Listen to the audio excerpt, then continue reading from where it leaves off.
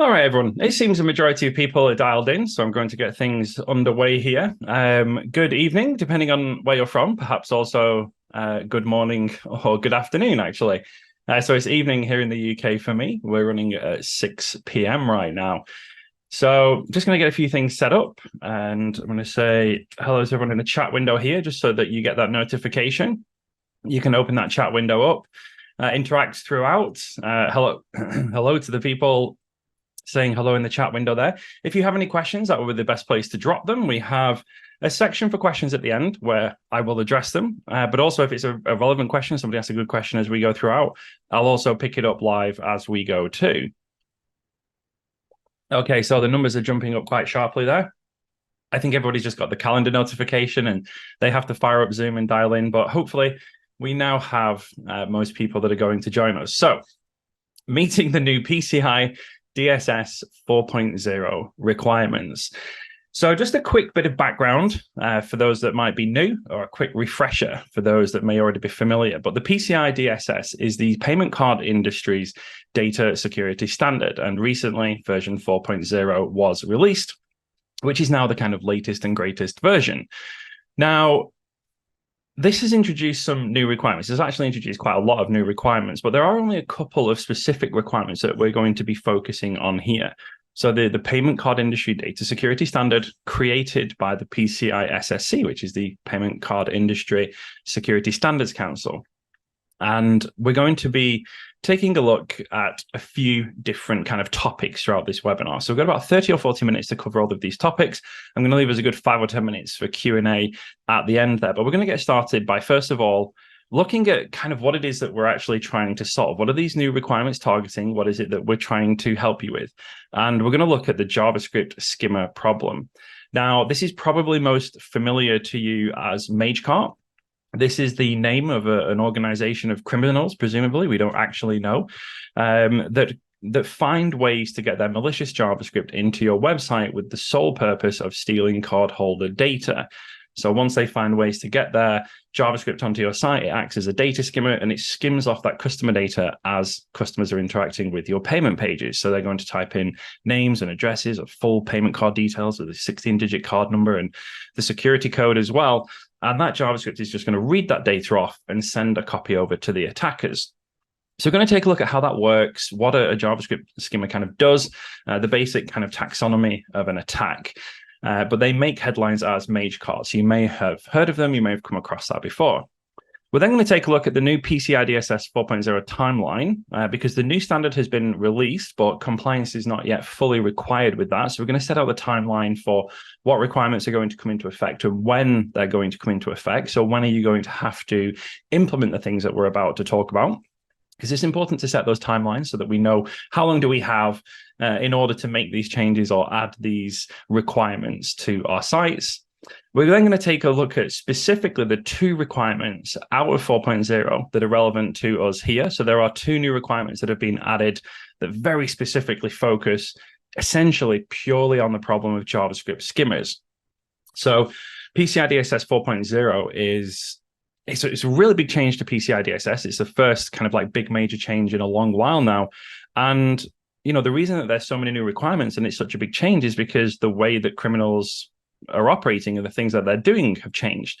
So JavaScript skimmers, especially since kind of around, well, they kind of started really, you know, around 10 years ago, but kind of like 2018 onwards was when they were really making their big news headlines and they were becoming really prominent and really effective at the attacks that they were carrying out. So these new requirements are targeted specifically at that problem. It's literally why they've been introduced, and it's exactly the problem that they're trying to resolve. And then right at the end, just very quickly, I'm going to talk about the features that we have that can help you with this problem and kind of really try and get across the point of just how easy it can actually be to get started. So that's our brief overview of what we're going to cover in the next kind of between 30 and 40 minutes, depending on how we go and depending on the questions that we get. So first of all, let's take a look at the JavaScript skimmer problem. What is it that we're actually trying to solve and kind of like what is Magecart? So like I said, Magecart's been around for a long time now, and they've become super prolific, especially in like the last 5 or 6 years. And the goal of this, presumably, group of people or groups of people, no one really knows who they are. The name Magecart was assigned to them. They find ways to either compromise your application or compromise some third-party dependency that you have to inject their malicious JavaScript. You then load that into your site. Of course, that goes into your customer's browser. And when they're interacting with payment pages, the evil JavaScript is skimming the card data from the page. Now, the most notable attacks here have been responsible for stealing tens of thousands or even hundreds of thousands of people's card data. So the attackers can build up this collection of card data, and then inevitably their goal is to make money, and they will cash out by loading those cards up with fraudulent transactions. So Magecart have become very effective at this, especially over the last kind of like 10 years, the last 5 or 6 years when they became super prominent. Their methods shift and their tactics change, but their goal is always the same. They want to steal the cardholder data because they want to make money. That's ultimately why they are here. Now, how they do that can vary. And I've kind of summarized this here in these 3 major steps. You can summarize all Magecart attacks down to these kind of 3 individual steps. So first of all, there has to be a breach or a compromise of some type somewhere in somebody's application. Now, if we roll back the clock kind of like 8, 9, 10 years ago, what Magecart would do is they would target your application. So they would try and find some kind of weakness or a vulnerability that they could exploit in your application. And they would use that to inject their malicious JavaScript directly into your site. And then, of course, when a customer loads the site, it includes the malicious JavaScript. If we come to more recent Magecart attacks, though, what we found now and what the attackers kind of realized was if they go after your third-party dependencies, so most websites nowadays depend on some external JavaScript dependency from some third party somewhere, what the attackers realized was usually those third-party dependencies have, and I'm generalizing a little bit here, but they have slightly lower security than perhaps like a really big e-commerce website that's loading some JavaScript widget from a third party. The third-party widget provider is likely to have perhaps less security. So it would be easier to compromise your JavaScript supply chain, to go after the third-party widget and inject their malicious JavaScript there. And then you would load the widget into your website, and now you still have the malicious JavaScript there, except it was easy for the attacker to conduct the attack by compromising your dependency. The other kind of nice trait for the attackers with compromising the dependency like that is there's a really good chance that there's more than just your organization using that third-party dependency. So if they compromise that dependency and then 1,000 websites load that dependency, they have now got their JavaScript into 1,000 websites as well. So not only is it often easier to go after the dependency, it also has a higher yield in terms of the number of websites that they're now injecting their malicious JavaScript into. But no matter which way they're doing this, there has to be some kind of compromise, some kind of breach somewhere first for the attacker to get that hostile JavaScript into your site. And this is the injection part. That vulnerability, that weakness they're using is purely and simply to inject that JavaScript into your page. So either if it comes from first party, from one of your own dependencies that has been compromised, or whether it's third party JavaScript, where some dependency that you have in your page has been compromised, they are using that to inject their malicious JavaScript. Now, of course, this is the JavaScript that's going to monitor the user's interactions with the page, look at the form inputs, maybe catch the submission event for the form, and take a copy of the cardholder data. That's the thing that they're always going after. Now, the problem here is they're only skimming a copy of the data. So the actual form submission will still work. If you're an e-commerce site and the user has come to purchase something, the purchase will go through, the form will submit. You will take the payment and, perhaps ship them a product. But the attacker has very quietly in the background skimmed a copy of that data that they will sit on for some period of time until they decide to cash out on all of those cards. And of course, that means that the exfiltration part at the end there is also mandatory. The attacker has to take a copy of the data out of the page and send it to some kind of drop server that they have where they can collect all of this card data up.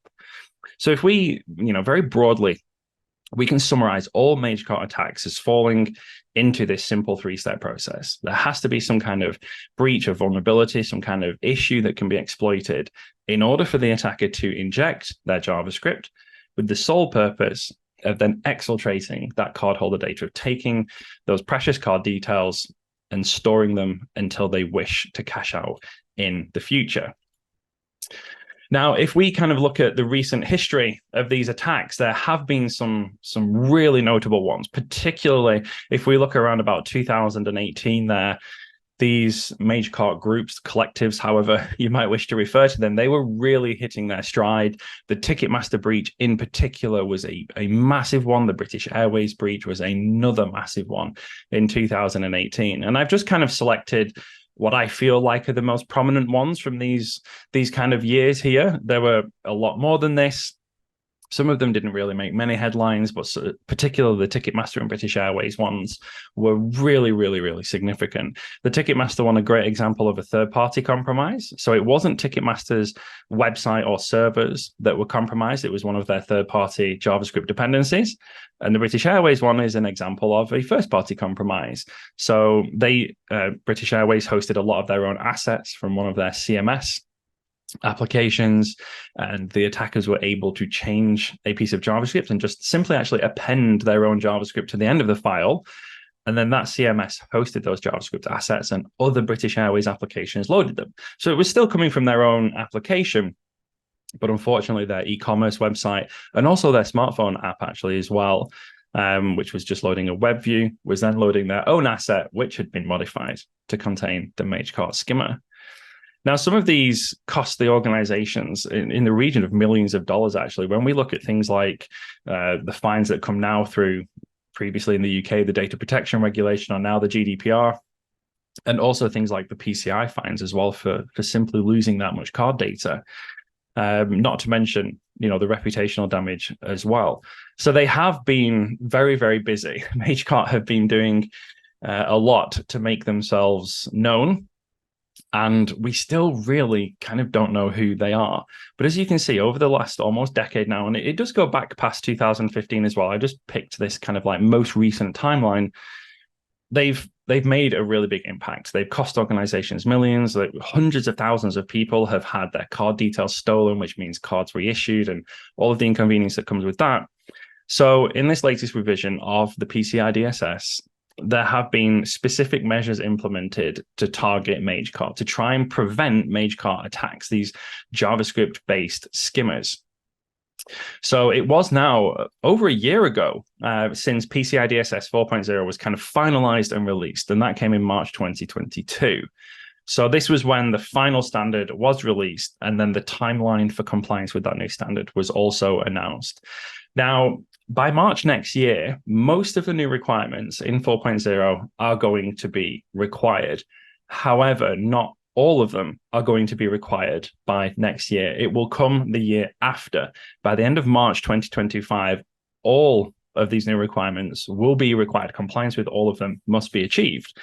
And the two that we're going to be looking at today fall into that later date. So for the two new requirements specifically targeting Magecart that we're going to be looking at today, you have until March 2025 to make sure that you meet these new requirements. So just to kind of set that time frame in our minds, we have a good period of time here, a little over a year and a half in order to comply with them. So we're going to take a look at those two requirements specifically and, kind of what they are and what they're going to require us to do. So if you have looked through PCI DSS 4.0, specifically if you've looked at the new requirements that have been added, then you will have seen the new requirement in 6.4.3. And this was one of the two that jumped out at me as soon as I read through the new proposed changes when they came out. Now, I've summarized the requirement here. We're going to look at it in full in just a moment. But these are all, kind of very specific points around targeting Magecart or JavaScript skimmers, as they're referred to. It says here, all payment page scripts that are loaded and executed in the consumer's browser are managed as follows. So a method is implemented to confirm that each script is authorized, so that a method is implemented to say that this script is supposed to be on the payment page. A method is implemented to assure the integrity of each script. So this is kind of referring to that third-party compromise where you load a piece of JavaScript and it may be authorized. That widget is supposed to load, but the widget that you're loading has been tampered with and been modified. So now the second requirement here of 6.4.3 is that a method is implemented to assure the integrity of each script. And then an inventory of all scripts is maintained with a written justification as to why each is necessary. And when I first read this, that last word right there, necessary, kind of really stood out to me. Because remember, we're only talking about payment page scripts here. So PCI DSS is only adding these requirements, of course, onto the payment page where cardholder data will be inserted. But an inventory of all scripts is maintained with written justification as to why each is necessary. And the requirement goes on to give you a very specific definition of what necessary means. So we'll take a look at the requirement in full. And you can see the section that I just highlighted and snipped out there, 6.4.3 in the top left, is what we were just looking at. Now, the interesting thing here for me, that the most kind of strict introduction of a new requirement here was the necessary component. So necessary here is required for the purposes of processing a payment. So this is going to make our job a lot easier in some ways, in that now the amount of JavaScript that we're going to be allowed on the payment page is going to be significantly reduced. Because the majority of JavaScript, typically in my experience, and I've done a lot of research into this, typically in my experience, the JavaScript that's used on the payment page is usually the JavaScript that's used everywhere else on the site. So most applications that I've come across, most websites that I've looked at here, they will generally have, one set of JavaScript that they use on the site, and it is simply inserted onto every page in the site, be it the home page, the account page, the payment page. So now if we kind of look at this much more strict definition of the word necessary, where necessary means for the purposes of processing a payment, if we have things like chat widgets, or perhaps we have some kind of analytics or tracking, those aren't necessary for the purposes of processing a payment. So they're going to have to be removed, which means that we're going to significantly cut down the amount of JavaScript on the payment page. And of course, by extension, that's going to significantly cut down on the risk of a JavaScript skimmer, because we're cutting down the amount of JavaScript that we're loading. So this is going to be an interesting one. And I think, yes, the method is implemented to confirm that each script is authorized, and a method is implemented to assure the integrity of the script. They're really significant requirements, and we'll go into those in just a second. But for me, the necessary word right at the very end of this requirement is the one that's probably going to have the most immediate impact on the security of the payment page. But whatever JavaScript remains, because there is still going to be some JavaScript remaining, we have to have a method to confirm that each script is authorized. And this is where you can see over here on the right-hand side in the guidance column, the kind of suggested mechanism for this is using the page's content security policy. So if you're not necessarily familiar with content security policy just yet, a few weeks ago, we had a webinar on an introduction to CSP and using Report URI. So if you aren't familiar with CSP, I'm not going to go into it in great detail in this webinar. However, if you head over to our YouTube channel, the recording is already available. You can have a watch at that kind of introduction to CSP webinar. But content security policy is not the required method. And I also think this was quite important, where the PCI SSC didn't say you have to use content security policy to do this, but as an open web standard supported by all mainstream browsers, content security policy is the obvious choice. So with content security policy, you can list the authorized JavaScript on your page, and the web browser will make sure that that is the only JavaScript that loads on your page. The second requirement, a method to assure the integrity of each script. This, again, we have a well-defined open web standard called sub-resource integrity, and we can use that to assure the integrity of the scripts loaded on the page. Now, things like content security policy and SRI, previously, they're not tricky to implement, but if we have lots and lots of JavaScript, then, we have the overhead of listing each individual piece of JavaScript and the integrity attributes for each individual piece of JavaScript. But now if we think about it on our payment page, because, you only have to implement this on the payment page, this is now much, much easier because of that necessary component on the third bullet point there. Because the amount of JavaScript that we now have is going to be significantly reduced, the overheads of implementing the first two bullet points is also significantly reduced.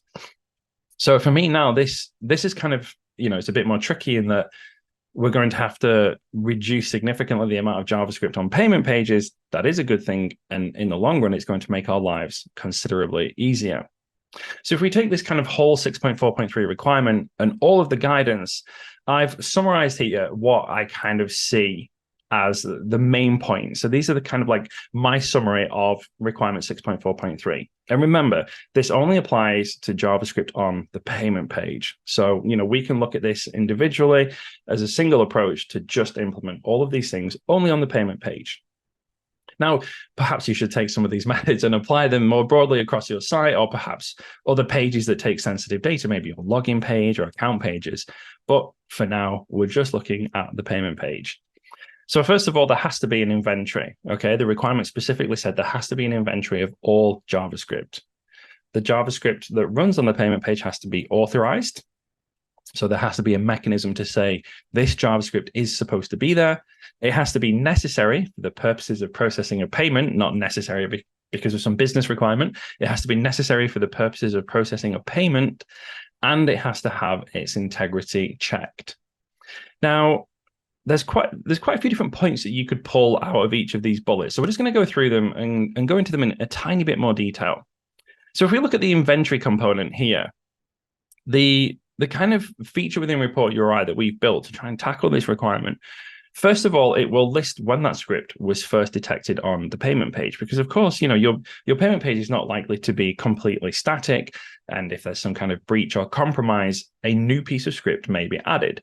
So when you enable our feature that monitors this and audits your JavaScript dependencies, we will list the first time that all of your dependencies were observed. So they will be listed as having been inserted on a particular date, or if a new one comes in the future, again, we'll list when that was first detected. We will also list when dependencies are removed. So if you perhaps change your page in some way and you remove one of your dependencies, we will note when we stopped observing that dependency as well. And we retain those logs for as long as is required. So for as long as you have the product deployed and the feature is monitoring your payment page, we will have a full audit log of what dependencies you currently have, when we first observed them, and if they have since been removed, when we also last observed them. So from the inventory side of things, we're fully covered on the inventory, the audit of all of your JavaScript dependencies. Now, for the authorized component, I mentioned, we have this technical measure, content security policy. It's a defined web standard. It's built into all web browsers. It's completely free to use. But it doesn't say in requirement 6.4.3 that the mechanism to authorize JavaScript has to be a technically enforced mechanism.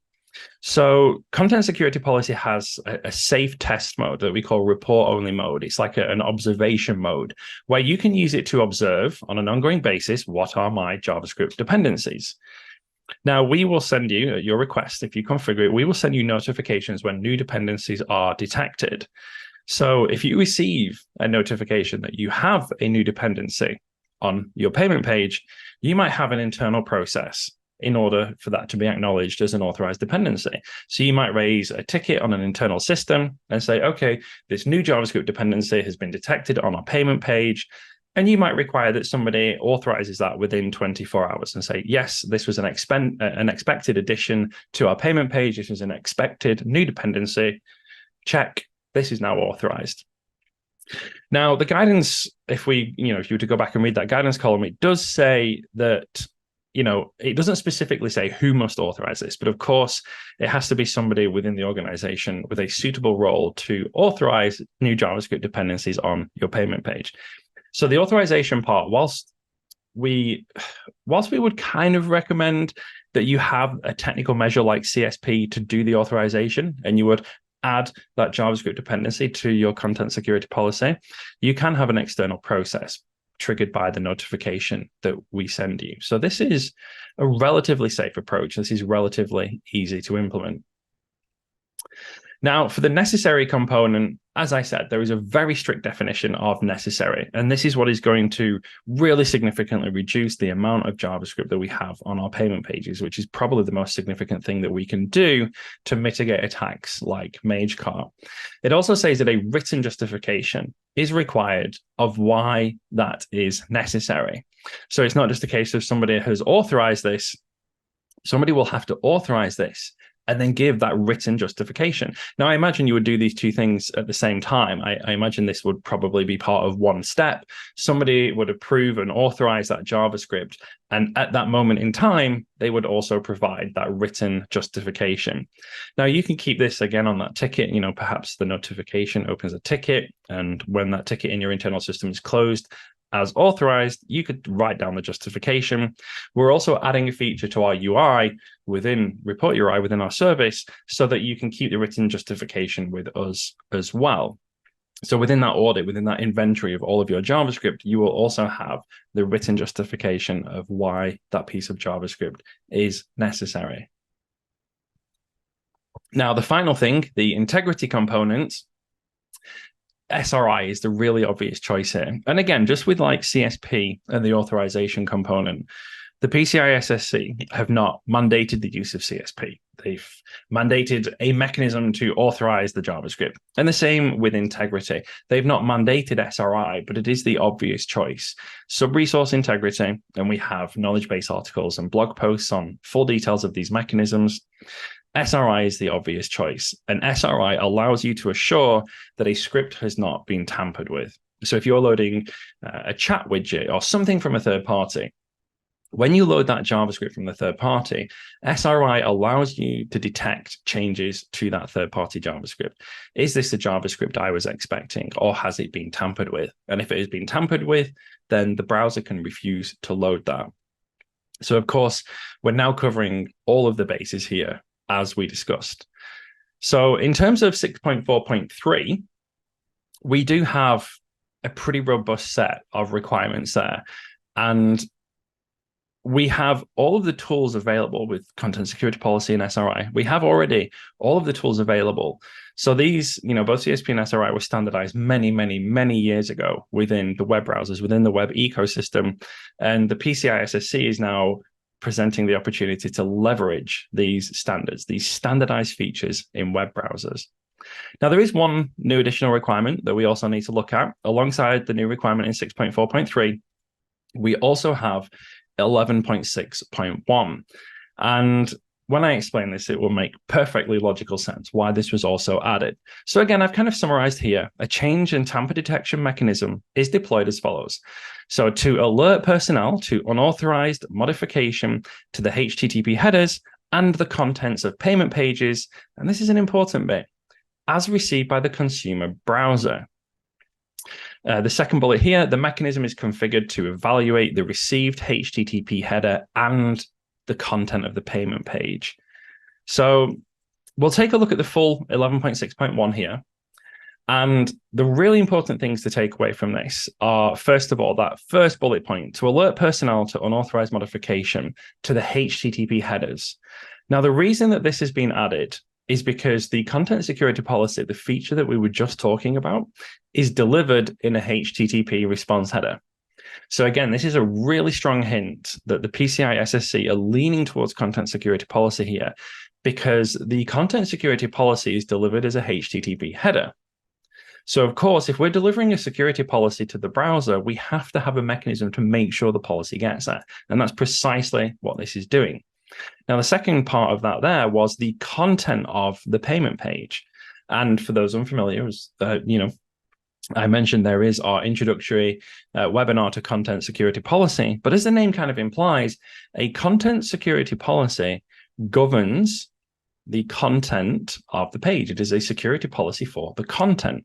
So they're saying here, you must have a mechanism to alert personnel to unauthorized modification to the content of the page.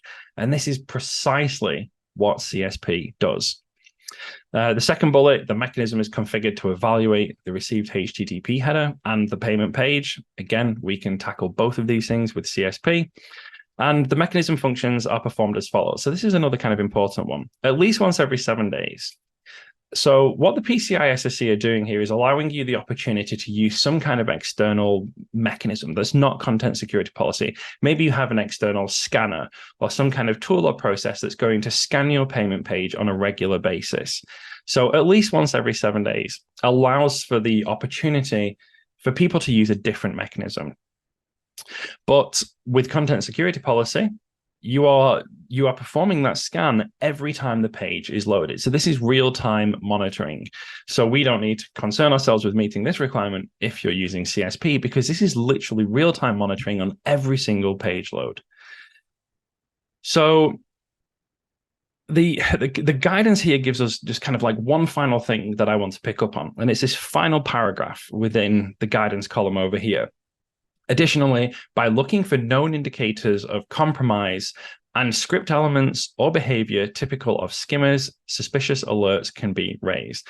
So this is something that we've also picked up on at Report URI, where once we have that audit of the JavaScript dependencies on your site, you're going to be alerted if any changes happen to your site. You can configure those notifications.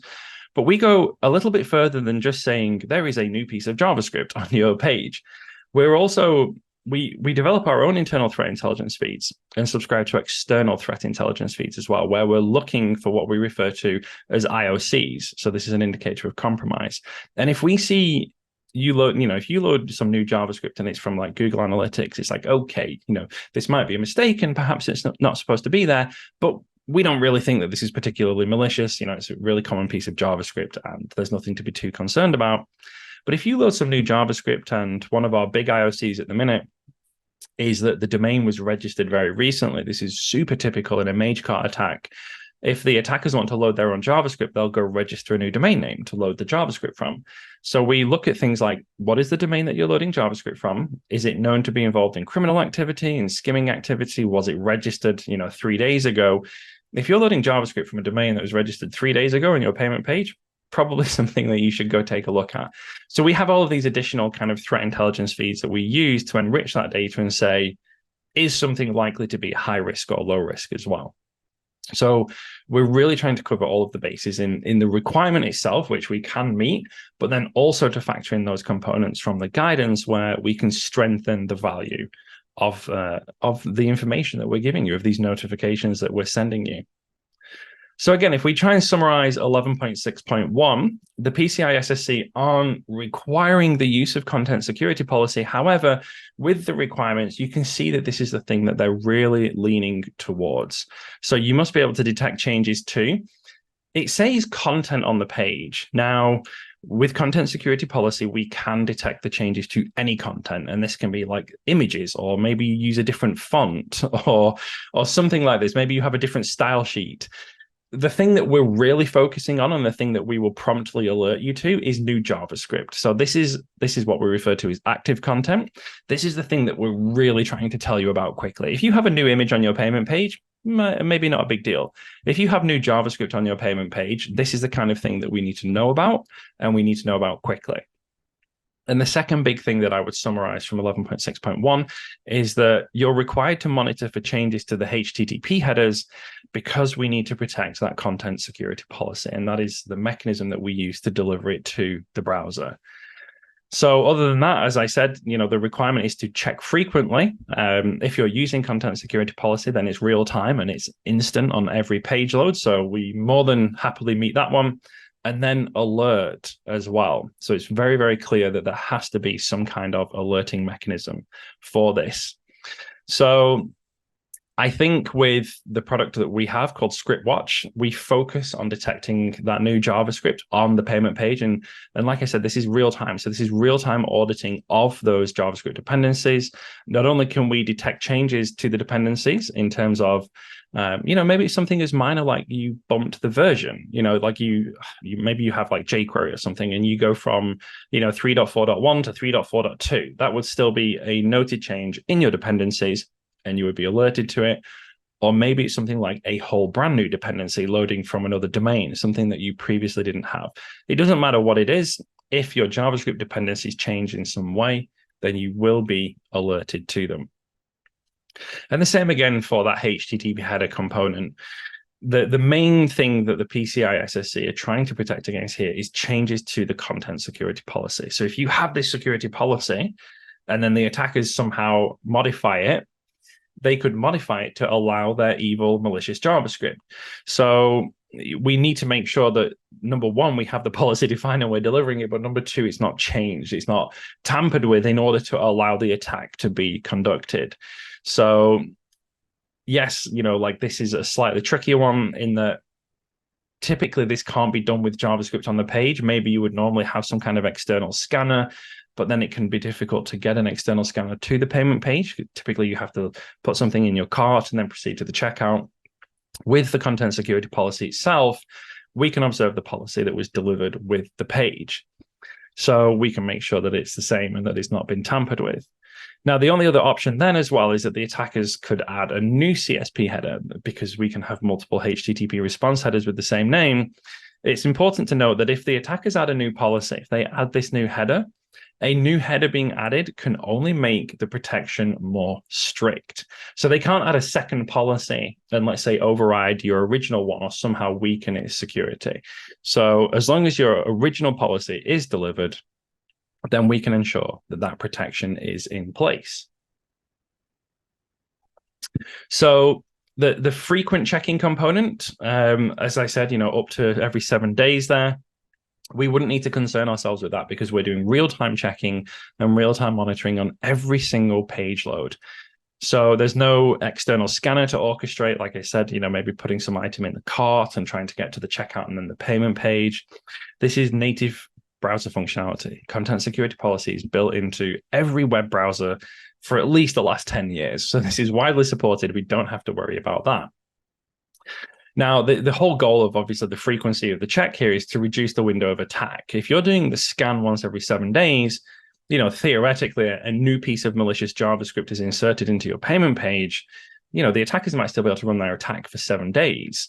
And if you're a high volume e-commerce site, that could be a very large amount of people that were impacted.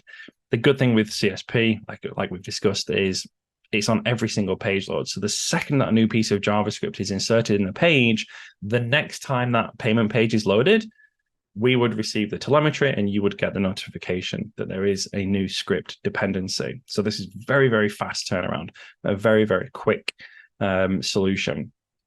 And then, of course, you have to act on that alert. So like I said, as soon as that JavaScript dependency is in the page, we receive the telemetry, you get the alert. We, according to like 12.10.5, which is another requirement of the DSS, this alert must be responded to in accordance with your incident response plan. So that would be something defined by yourselves based on your own assessments. But this alert, when raised that you have a new script dependency, must be responded to. So this is not something that can be implemented and not followed up on. When you receive an alert for a new dependency on your payment page, it must be responded to.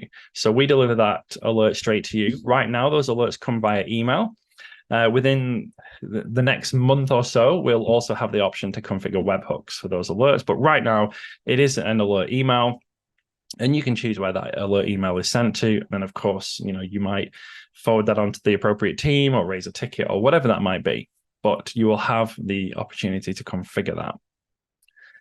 So to kind of summarize these requirements,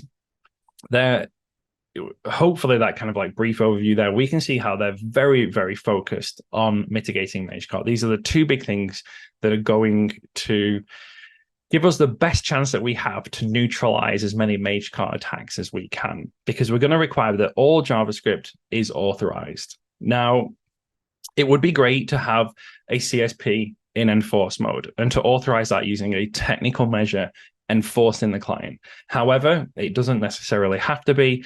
Many people are concerned around deploying CSP in enforce mode because if you block a legitimate piece of JavaScript, you can break the functionality of the page. And given that the page we're talking about is the payment page, people often don't want to break the functionality of the payment page. So we can use CSP just to monitor for those changes in the dependency and then to raise an event that we can respond to in order to mark that as an authorized script. So we can do this safely, but still do it quickly. And then we also require all JavaScript to be integrity checked. So again, we're tackling what is now the most common form of Magecart attack, where these attackers are going to go after your external dependencies. So as I said before, these two requirements, traditionally, if you were to do these site-wide, they could require a little bit of work because we're going to have lots of sources of JavaScript and then we have to authorize all of them and monitor all of them. But remember, we're only talking here about the payment page. And because of that necessary component, the amount of script that we're now going to have to manage with these mechanisms is very, very small. It's going to be minuscule. And then, of course, the monitoring and alerting for both of these. There is no point in having these mechanisms in place if we're not monitoring them, alerting on changes to our dependencies, and then actioning them. So we have all of these bases covered. So for 6.4.3, ScriptWatch is the product that we have that you're going to want to take a look at. So once ScriptWatch is deployed on your site, we will give you a full inventory of all of the JavaScript on the pages that you're monitoring, presumably just the payment page. And not only is the full history maintained, we also tell you the first time we observed a dependency, when we last observed the dependency. You can use CSP to enforce and block unauthorized JavaScript, or you can use our notifications to, like we discussed, raise an event in some external bug tracker or ticketing system. The justification text is currently not available in our UI, but if you go and play with ScriptWatch, you'll see we have the dependency itself with its full URL, its first and last observed dates. There's also going to be that new column to store that written justification with us. And then the integrity checking, of course, SRI. We have tools to help you deploy SRI as and where required on your JavaScript dependencies. Let's just take a look here. A question has just popped up in the chat. What do you think the recommendation is going to be for CSP and 3DS2, specifically the requirement from PSPs to have a wildcard and frame source? This is an issue. Is it compliant? Having done it before for report only mode for those unsuitable because there are so many URLs in no real way. Okay, so this is an interesting one, and I believe you've already hinted at it here, Craig. We've spoken about this in the past. So the current requirements, especially 6.4.3, which is on the screen right now, 11.6.1 goes into a little bit more about the content of the page. And if we kind of drill into a bit more detail than we did here, 11.6.1 talks about the active content on the page. So I think currently, the current explanation that I just gave covers us. So with 6.4.3, if you have ScriptWatch implemented, you can meet the specific requirements that we've listed out there, and we've just listed out here. If we take a look at how we can assist you with 11.6.1, then again, ScriptWatch will cover you for the active content on the page, which is something like JavaScript. So when we're looking at 3DS2, and I presume you're talking about the kind of like the iframe pops in and then you have to go through the process with the card provider. The page, the component of the page that you're responsible for there is the parent page. You're not responsible for the content within that iframe itself. So if I remember correctly, you also have access to a feature that is not yet published. So for people that go take a look at our site, we have ScriptWatch and DataWatch. And again, another feature that we're releasing very soon to help you with your PCI DSS endeavors is something called FrameWatch, where you will be able to specifically monitor for these iframes that are being loaded into your payment page, or more specifically, the parent page. So yes, I think, it is my view based on the explanations that I've given here and reading the text really, really closely, that this would cover you, the combination of ScriptWatch and in that case there, FrameWatch as well. So I think we're good on that front. That would be my view, but I'm more than happy to take a follow-up question on that one. A follow-up question here from Adam in the chat. Who is responsible for the content of the frame? So in that case, it would be the PSP. So if you're, not wanting to name particular providers, but you're using a particular PSP in this scenario, and if you're using something like Stripe, okay, so something that I'm familiar with, you are then loading, presumably either something like Stripe elements, where you have the individual form elements, or you're just pulling in Stripe.js to embed that into your page. Then they are responsible for the content of that page, of the frame itself. You only remain responsible for loading the frame itself. So again, with FrameWatch, you've got ScriptWatch to control. Just reading the follow-up question. So we're saying that frame source is not active content. Well, I think it is. I think an iframe is active content by its very nature, but you've taken control of it and said, we're expecting to load an iframe from. Oh, so I think I see what maybe you're asking a slightly different question here. I think it is active content, but I think that you're monitoring it, you're raising the alert when it changes, and then you're responding to it. Let me know if I understood the question correctly there. But also, just to kind of finish the slide that we're on here, because we're almost done. So for 11.6.1 with ScriptWatch, again, we're monitoring for JavaScript dependencies. We have a new feature called FrameWatch. It's currently in beta with some of our customers. It's not publicly released yet, but it will apply all of the same things that I've just talked about to frames that load on your payment page.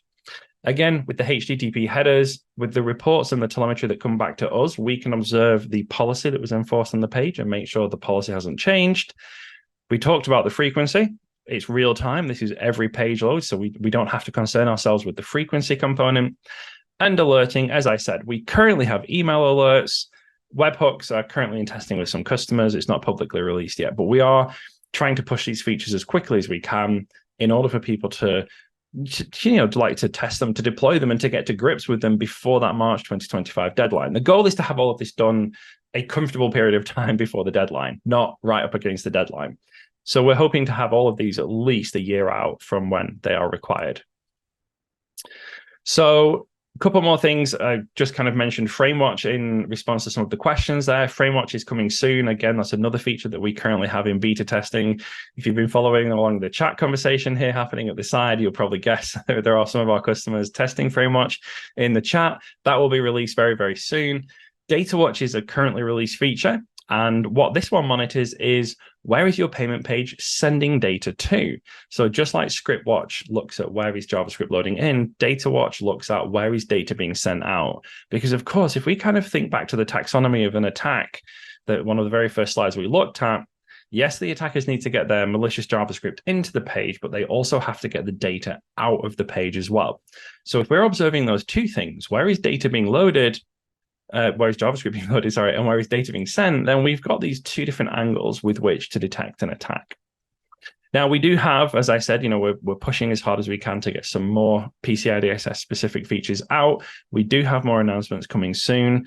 If you register for an account, we have the ability to sign up for alerts via our newsletter. So if you want to know when those new features are coming, or perhaps if you want to be involved in beta testing some of these new PCI DSS focused features, then that would be a really good idea for you to sign up to that. Now, in order to do this, if you want to get this free JavaScript audit, we have a 30-day free trial on our website. No codes or anything required. Just head online and sign up. You automatically get a free 30-day trial. ScriptWatch can legitimately be deployed within minutes. Okay, like there is no complexity here. There is no particular difficulty. Depending on your exact approach, it's either going to be a single line of code or server config. So it depends how you want to deploy this. But just to be clear, there's no we're not deploying more JavaScript onto the page. It's like the problem is JavaScript. The solution is not more JavaScript. So you just need to deploy that content security policy header, and you might do that in application code, you might do that in server config, you might even do that with your CDN provider if you can configure your HTTP response headers there. So however you do that, it's just that single line of code or configuration to enable ScriptWatch. And as soon as you've deployed that, the auditing begins. Our monitoring capabilities are enabled from that point forwards. So it's super, super easy to get started here. And yeah, like try it out. If there's any problems or any questions, feel free to email us. Our support email address is on the site as well. I am conscious of time here. So what I'm going to do is, as I mentioned in the kind of webinar intro, we've done our kind of 45 minutes of the webinar itself now. So if you just wanted to come and listen and absorb the information, thank you very much for your time. And as I mentioned as well, we're going to now switch it over to questions. And I know I took a couple there because they were very relevant to what I was talking about at the time. I'm just going to scroll back through the chat here now and tackle the rest of the questions that came through as well. So let's take a look. Let me go back. Where were we?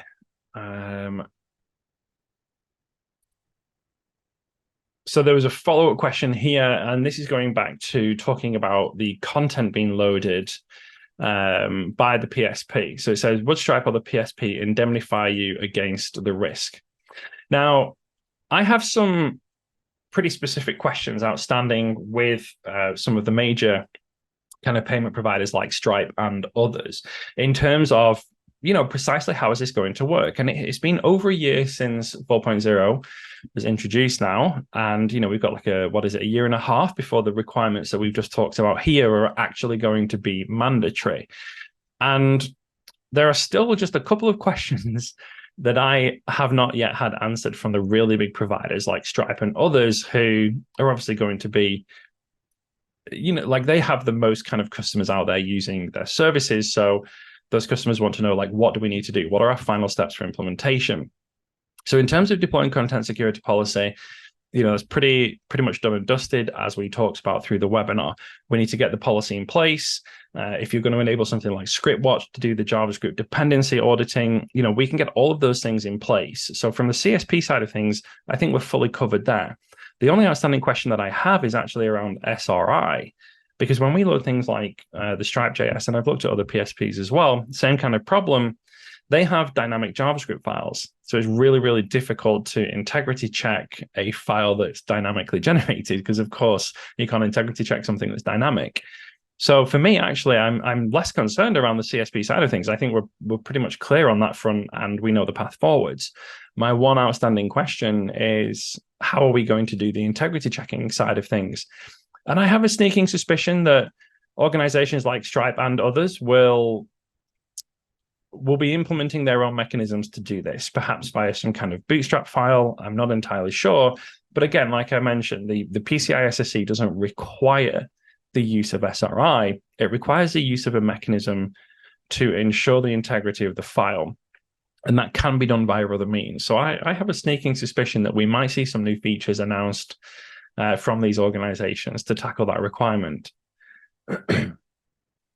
Another follow-up question here from Claire. If the PSP is responsible for the content, who is responsible for the alert, and who is accountable for responding, the PSP or ourselves? So to clarify here, we're only responsible for, if you're embedding like an iframe from a third-party PSP, then you're responsible for the content of the parent page.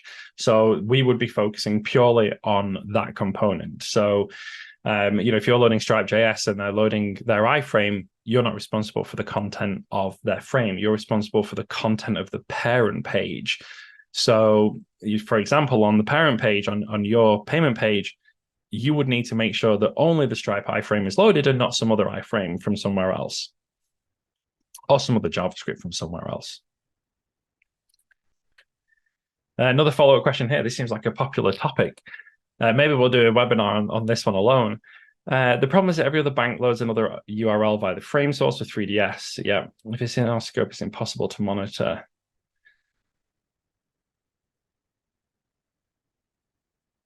Yeah, so I think for me, where I would kind of draw the line of distinction here, and sorry, hopefully everyone can see, because it was a public question, so hopefully Craig won't mind me mentioning his name, but the last question that just came through from Craig here, if we are detecting and authorizing specifically, and again, not to name names, but the Stripe.js, and then that then has additional dependencies which are frames, then I think automatically those are all assumed to be perfectly good.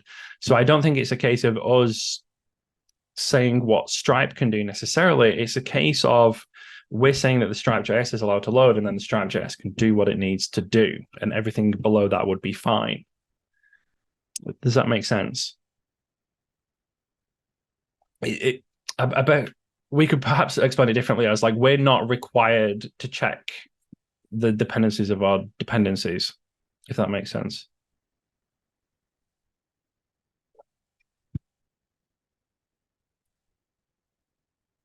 Let's follow this up offline, Craig, because it is an interesting topic, and this might even be something that we have to tackle in a separate webinar. But at least for now, for here, I think in terms of, like we still have, as I say, over a year and a half to go, and pretty much none of the major TPSPs that I've looked at are yet fully ready for this. So we're pretty ahead of the curve here. I think that's the best way to do things. Like I said before, we want to try and have all of these mechanisms and solutions in place before the actual, final deadline approaches. So for now, I think, something as simple as deploying ScriptWatch and beginning that audit of your dependencies, trying to figure out how how do we identify what are necessary dependencies on the payment page? How do we reduce them? Because for many applications, it's just like, this is the JavaScript dependency set, and it's loaded on all pages across the whole site, which historically has been fine, not advisable, but it has been fine from a PCI DSS point of view. Now we are going to have to start chopping those dependencies down. We're going to have to start having written justifications for them, and maybe implementing that process for authorization as well. So I think, whilst yes, there are still some outstanding questions kind of right for the end of this process, I don't think we should let that distract us from actually beginning the process, because we have lots of steps to take before we get there. So for now, I think, we're nice and early in the timeline, and we have plenty of opportunity to do this at a nice kind of progressive pace, rather than if we leave it too much longer. I think, once we're 1 year out, we should have a pretty good idea of where we're heading. So look, I'm going to wrap it up there. We've had a very good kind of 10-minute Q&A session. So, the main kind of webinar was the first 45 minutes there. Thank you for the comments coming through in the chat. I hope this has been good for all those that have attended. I'm going to drop my email in the chat here. If you have any questions, do feel free. Oh, hey, Michal. No worries, Adam, as well. So yeah, if you have any questions kind of outstanding, feel free to shoot me an email directly. Like I said, we have our free trial via the website. No commitment, no nonsense or anything like that. If you want to cancel, just press the cancel button. No tricks or traps. So yeah, hopefully that's been helpful. Do sign up for the newsletter, because we do have some, very PCI DSS specific features coming, and some changes specifically targeting this. Again, Ian, Adam, thank you for the comments. Claire, good to know. And yeah, we'll wrap it up there. I want to say thank you all for coming and giving up almost an hour to talk about PCI DSS. Hopefully this has been informative, and we're just kind of laying those, initial steps to get to the more detailed groundwork in the future. So for now, I'm going to wrap it up. I'm going to say thank you very much for coming, and hopefully I'll see you on the next one.